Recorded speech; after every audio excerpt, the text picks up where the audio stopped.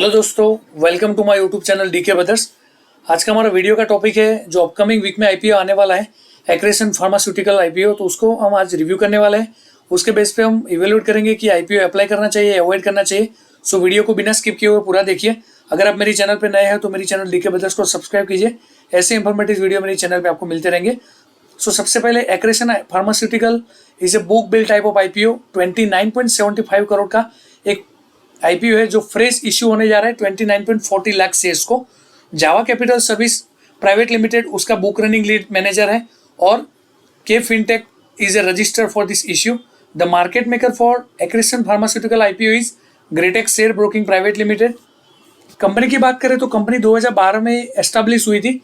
ये company mainly manufacturing and selling of the tablet, capsule and other health care product में engage है। आपको नाम देख के पता चल गया होगा कि फार्मास्यूटिकल सेक्टर से वो बिलोंग कर रही है। So company also contract manufacturing of the tablet, capsule, oral liquid, external preparation, that is ointment, cream, gel, lotions, medicament, shampoo, mouthwash, dusting powder, and oral powder, that is sachets और dry syrup.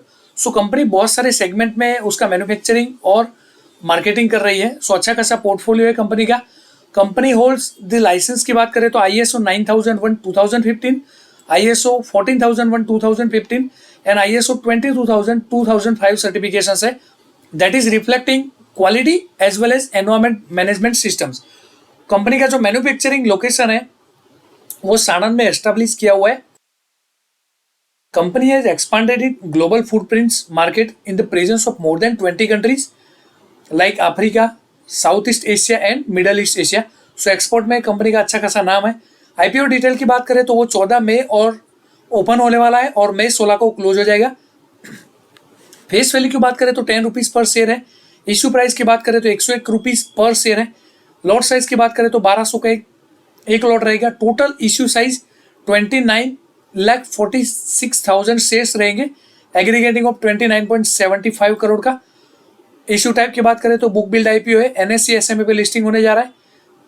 Pre और post issue में share holding की बात करें तो 81.70 lakh shares की बात करें, 1.1 CR शेयर्स की बात कर रहे हैं और मार्केट मेकर की बात करें तो 147.600 शेयर्स रहेंगे।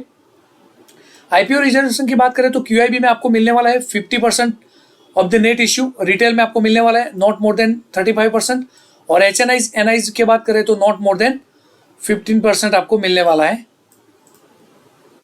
प्रोडक्ट की कंपनी के जो बैकग्राउंड की बात करें तो पोर्टफोलियो और सर्विसेज में टैबलेट कैप्सूल्स का जो मैंने बताया, covering antibiotic, anti inflammatory, pain management, cardiovascular and gastro intestinal medicine manufacturing करती है।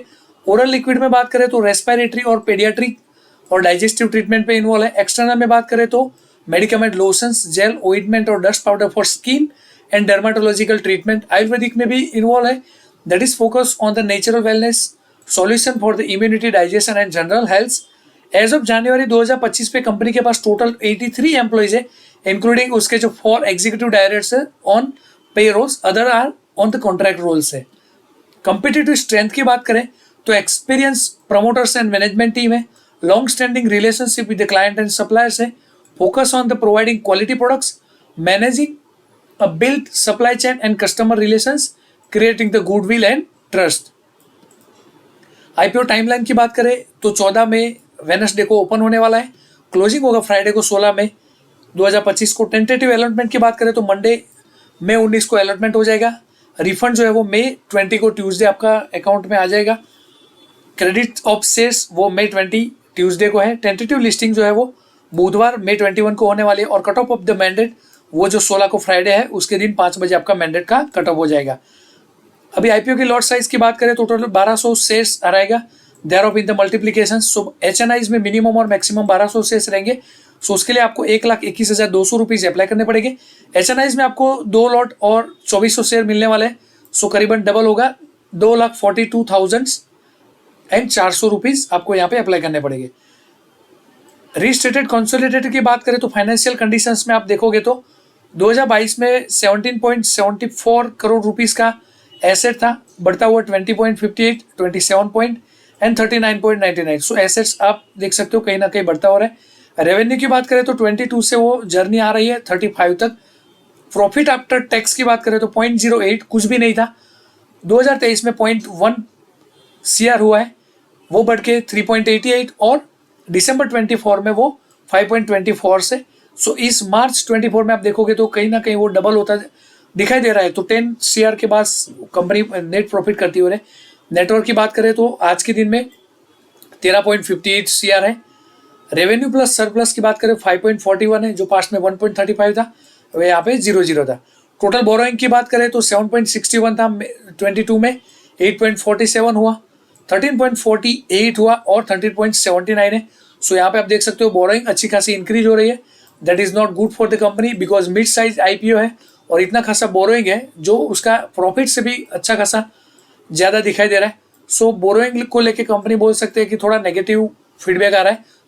अगर KPI की बात करें तो KPI मार्च 31, 2024 में देखेंगे तो ROE जो 72.47 है, ROC 36.73 है, डेप्ट इक्विटी की बात करें तो 2.52 है, पैट मार्जिन जो है वो 11.51 है और प्राइस टू बुक रेशियो जो है वो 17.55 है। कंपनी ने जो ऑब्जेक्टिव दिखाया है कि इस IPO को कहाँ पे वो इन्वेस्ट करने वाले है, तो capital expenditure toward the purchase of new equipment और मशीनरीज, सो इन मिलियंस में है 26.97, capital expenditure toward the existing manufacturing facility 46.56 million है, रीपेमेंट और पेमेंट जो भी मैंने बताया बोरोइंग के लिए वो 9.92 मिलियंस है, funding to the capital requirement 146.81 millions है, और जनरल कॉर्पोरेट पर्पस के लिए उन्होंने वो अमाउंट डिसाइड नहीं किया हुआ है। सो अच्छा है कि उन्होंने वेल डिफाइन करके दिया है कि किस किस सेगमेंट में वो अब अप्लाई करने वाले हैं।